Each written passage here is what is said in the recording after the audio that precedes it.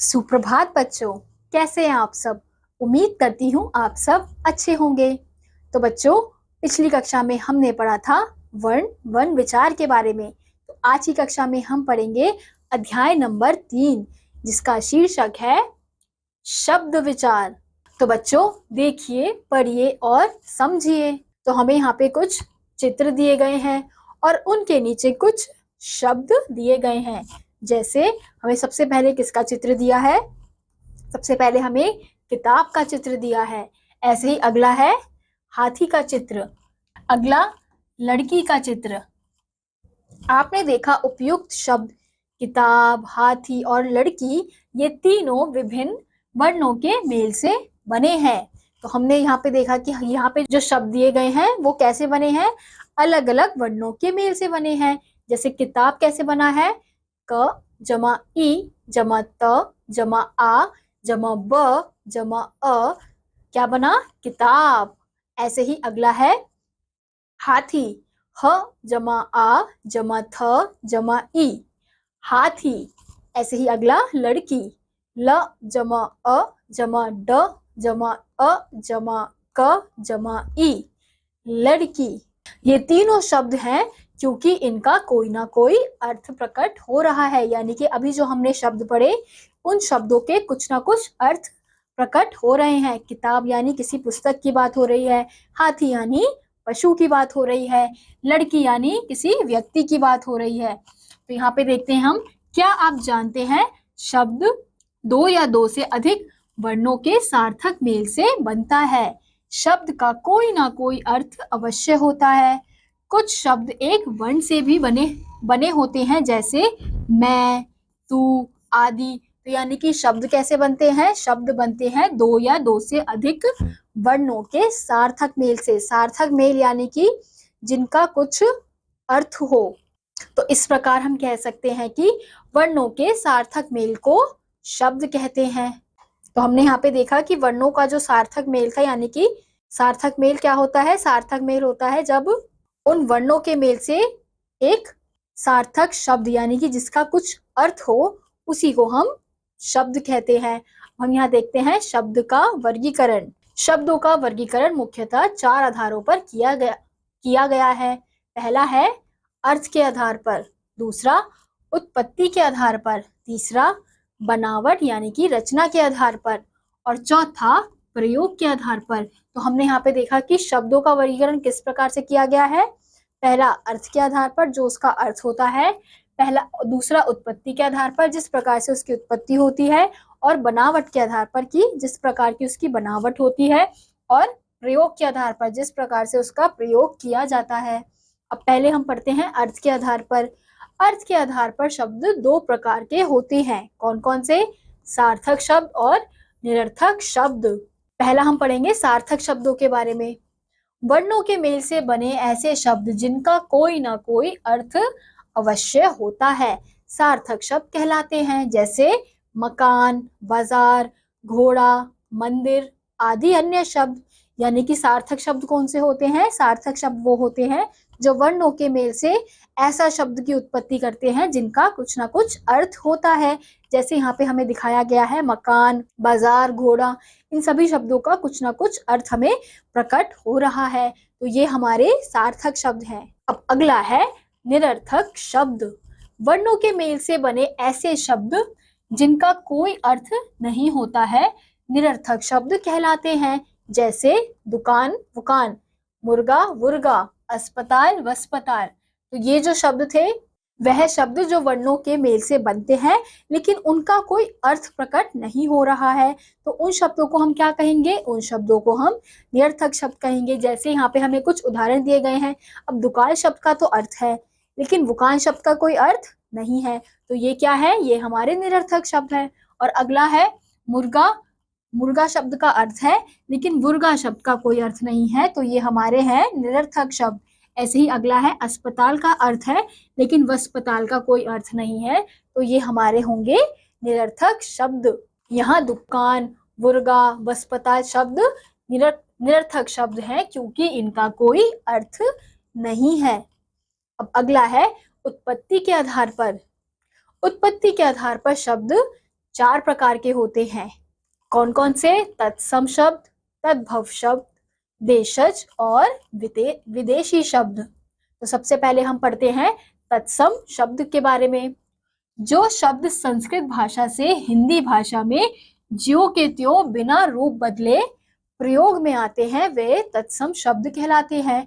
यानी कि वह शब्द जो संस्कृत के शब्द हैं लेकिन हिंदी में उनका प्रयोग जैसा है वैसा, जैसे संस्कृत में है वैसे ही हिंदी में प्रयोग हो रहा है, हिंदी भाषा में प्रयोग हो रहा है, उन शब्दों को हम क्या कहते हैं? उन शब्दों को हम तत्सम शब्द कहते हैं। जैसे यहाँ पे हमें कुछ उदाहरण दिए गए हैं, जैसे सर्प, ग्राम, कार्य, सत्य और क्षेत्र आदि कुछ अन्य शब्द। तो यहाँ पे हमें कुछ ऐसे शब्द दिए गए हैं जिनका संस्कृत में भी इसी प्रकार से प्रयोग होता है और हिंदी में भी इसी प्रकार से प्रयोग होता है। तो ये हमारे क्या है? यह हमारे तत्सम शब्द कहलाएंगे। अब अगला है तद्भव शब्द। संस्कृत के ऐसे शब्द जो कुछ रूप बदलकर हिंदी में प्रयोग किए जाते हैं वे तद्भव शब्द कहलाते हैं। जैसे अब यहाँ पे क्या बात हो रही है? यहाँ पे कहा जा रहा है कि जो संस्कृत के ऐसे शब्द जो हिंदी में उनका रूप बदल दिया जाता है, यानी कि संस्कृत में जो रूप है वैसा हिंदी में नहीं रहता, तो उन शब्दों को हम क्या कहते हैं? उन शब्दों को हम तद्भव शब्द कहते हैं। जैसे यहाँ पे हमें कुछ उदाहरण दिए गए हैं। पहला है सांप, जिसे संस्कृत में क्या बोलते हैं? सर्प। तो हिंदी में इसका रूप बदल गया, तो ये क्या है? ये हमारे तद्भव शब्द होंगे।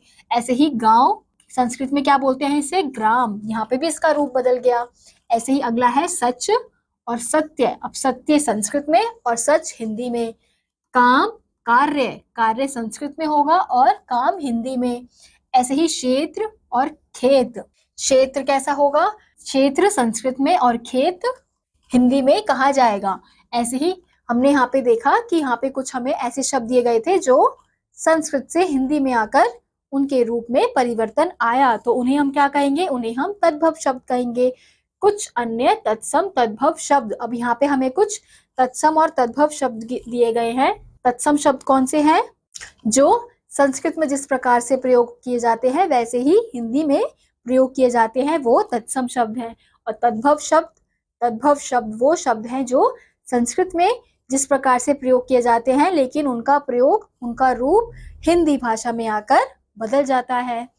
तो जैसे तत्सम है दधी, तद्भव दही। दधी का क्या बन गया? दही। तो ये तद्भव हो जाएगा और ये तत्सम, क्योंकि ये संस्कृत का शब्द है और हिंदी में आके इसका रूप बदल गया तो ये होगा तद्भव। ऐसे ही हस्त का हाथ, ग्राम का गांव, कार्य का काम, चंद्र का चांद, दंत का दांत, अग्नि का आग, रात्रि का रात, स्वर्ण का सोना, प्रथम का पहला, कर्ण का कान और आम्र का आम।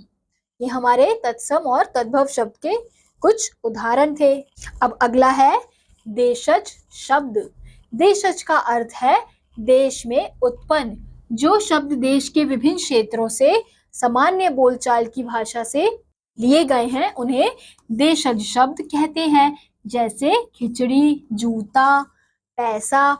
यानी कि ये शब्द कौन से हैं? ये शब्द होते हैं, ऐसे शब्द होते हैं जो देश के विभिन्न क्षेत्रों से लिए जाते हैं। यानी कि अलग अलग क्षेत्रों की अलग अलग भाषाएं हैं, तो उन भाषाओं से अलग अलग रूप से ये शब्द किस में आए हैं? हिंदी भाषा में आए हैं, तो इसलिए ये क्या कहलाएंगे? ये कहलाएंगे देशज शब्द। जैसे यहाँ पे कुछ उदाहरण दिए गए हैं, खिचड़ी, जूता, पैसा, पगड़ी, लुटिया, बिटिया, खटिया। ये क्या है? ये हमारे देशज शब्द है क्योंकि ये अलग अलग क्षेत्रों से लिए गए हैं। अब अगला है विदेशी शब्द। जो शब्द दूसरे देशों की भाषाओं से आकर हिंदी भाषा में प्रयोग होने लगे उन्हें विदेशी शब्द कहते हैं। अब यानी कि जो दूसरे देशों, पहले क्षेत्र बोला गया था, अब क्या बोला जा रहा है? दूसरे देशों से जो शब्द लिए गए हैं हिंदी भाषा में उन्हें क्या कहते हैं? उन्हें हम विदेशी शब्द कहते हैं।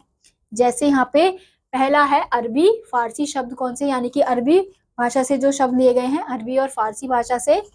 असर, आईना, इरादा, एहसान, जालिम, दफ्तर, गवाह आदि अन्य शब्द। यानी कि ये शब्द जो है वो कहाँ से लिए गए हैं? अरबी फारसी भाषा से लिए गए हैं। किसमें? हिंदी भाषा में। अब दूसरा है अंग्रेजी शब्द। Operation, court, engine, doctor, biscuit, tyre, collar, vote, ये क्या है? ये हमारे अंग्रेजी शब्द हैं, क्योंकि यह किससे लिए गए हैं? अंग्रेजी भाषा से हिंदी भाषा में इनका प्रयोग लाया गया है। अब अगला है बनावट यानी कि रचना के आधार पर शब्द। बनावट रचना के आधार पर शब्द के 3 भेद हैं। कौन कौन से? रूढ़ शब्द, यौगिक शब्द और योग रूढ़ शब्द। तो सबसे पहले हम पढ़ेंगे रूढ़ शब्द के बारे में। जिन शब्दों के सार्थक खंड नहीं किए जा सकते उन्हें रूढ़ शब्द कहते हैं। यानी कि जिन शब्दों का सार्थक खंड नहीं हो सकता उन्हें रूढ़ शब्द कहते हैं। जैसे घर, अब इसका हम सार्थक खंड करें, इन शब्दों में अगर हम इनका सार्थक खंड करेंगे तो क्या होगा? अलग वर्ण बन जाएंगे। ऐसे ही कवि, हाथी, गिलास, तो इनका सार्थक रूप से खंड नहीं किया जा सकता। ऐसे ही अगला है यौगिक शब्द। 2 या 2 से अधिक शब्दों के सार्थक मेल से बने शब्दों को यौगिक शब्द कहते हैं। यानी कि यह शब्द कैसे होते हैं? जो 2 या 2 से अधिक शब्दों के सार्थक मेल से बनते हैं, उन्हें क्या कहते हैं? उन्हें हम यौगिक शब्द कहते हैं। जैसे पहला है मुख्य, मंत्री, तो ये अलग अलग शब्द हैं और इनके सार्थक मेल से कौन से शब्द की उत्पत्ति हुई? मुख्य मंत्री। ऐसे ही स्नान घर, स्नान घर, पुस्तक आलय, पुस्तकालय। अगला है भूपति, भूपति, रसोई घर, रसोई घर, नील कमल, नील कमल। तो हमने यहाँ पे देखा कि 2 अलग अलग शब्दों के मेल से एक शब्द की उत्पत्ति हुई, तो इन्हें क्या कहेंगे? इन्हें हम यौगिक शब्द कहेंगे। अब अगला है योग रूढ़ शब्द। जो शब्द 2 या 2 से अधिक शब्दों के योग से बनते हैं और किसी विशेष अर्थ को प्रकट करते हैं, वे योग रूढ़ शब्द कहलाते हैं। यानी कि वह शब्द जो 2 या 2 से अधिक शब्दों के मेल से बन रहे हैं लेकिन वह किसी विशेष अर्थ को प्रकट कर रहे हैं, उन्हें हम कहते हैं योग रूढ़ शब्द। जैसे पहला शब्द है लंबोदर। अब लंबा उदर, ये क्या होगा? लंबा उदर, ये 2 शब्दों के मेल से कौन सा शब्द बना? लंबोदर। लंबे उदर वाला अर्थात गणेश। ऐसे ही अगला है चौपाया, चौ जमा पाया, यानी कि इसका क्या अर्थ होता है? 4 पैरों वाला अर्थात पशु। ऐसे ही अगला है दशानन, दश जमा आनन, जिसका अर्थ क्या होता है? 10 आनन, यानी कि मुख वाला अर्थात रावण। अगला है पंकज, पंक जमा ज, जिसका अर्थ है कीचड़ में जन्म लेने वाला अर्थात कमल। तो हमने यहाँ पे देखा कि 2 शब्दों के मेल से जो शब्द बन रहे हैं, जो क्या कर रहे हैं? एक विशेष अर्थ को प्रकट कर रहे हैं। तो ये क्या है? ये हमारे योग रूढ़ शब्द हैं। अब अगला है प्रयोग के आधार पर शब्द। प्रयोग के आधार पर शब्द के 2 भेद हैं। कौन कौन से? विकारी शब्द और अविकारी शब्द। तो सबसे पहले हम विकारी शब्दों के बारे में पढ़ते हैं। जिन शब्दों के रूप में लिंग, वचन, कारक और काल के कारण परिवर्तन आ जाता है, वे विकारी शब्द कहलाते हैं। यानी कि वह शब्द जिनका परिवर्तन हो जाता है किसके कारण? कारक के कारण, वचन के कारण और लिंग के कारण इनका परिवर्तन हो जाता है, तो इसलिए क्या कहलाते हैं? हमारे विकारी शब्द। संज्ञा, सर्वनाम, विशेषण, क्रिया, ये 4 प्रकार के विकारी शब्द हैं। यानी जो संज्ञा के शब्द है, सर्वनाम के शब्द है, विशेषण के शब्द है और क्रिया के जो शब्द हैं वो क्या है? हमारे विकारी शब्द कहलाते हैं। ऐसे ही अगला है अविकारी शब्द। जिन शब्दों के रूप में कभी भी किसी भी स्थिति में कोई भी बदलाव नहीं आता, वे अविकारी शब्द कहलाते हैं। यानी कि अब ये ऐसे शब्द हैं जिनका किसी भी रूप में, किसी भी कारण से, किसी भी प्रकार का कोई बदलाव देखने को नहीं मिलता, उन्हें हम क्या कहते हैं? अविकारी शब्द। क्रिया, विशेषण, संबंध बोधक, समुच्चय बोधक और विस्मयादि बोधक शब्द, ये 4 प्रकार के अविकारी शब्द हैं। तो बच्चों, हमने सीखा वर्णों के सार्थक मेल को शब्द कहते हैं। शब्दों का वर्गीकरण मुख्यतः 4 आधारों पर किया जाता है। कौन कौन से? अर्थ के आधार पर, उत्पत्ति के आधार पर, बनावट यानी कि रचना के आधार पर और प्रयोग के आधार पर। अर्थ के आधार पर शब्द दो प्रकार के होते हैं, सार्थक शब्द और निरर्थक शब्द। उत्पत्ति के आधार पर शब्द चार प्रकार के होते हैं, कौन कौन से? तत्सम शब्द, तद्भव, देशज और विदेशी। अगला, बनावट के आधार पर शब्द के तीन भेद हैं, कौन कौन से? रूढ़ शब्द, यौगिक शब्द और योग रूढ़ शब्द। प्रयोग के आधार पर शब्द के दो भेद हैं, कौन कौन से? विकारी शब्द तथा अविकारी शब्द। इसी के साथ आज का ये अध्याय यहीं समाप्त होता है। उम्मीद करती हूँ आपको यह अध्याय समझ आया होगा।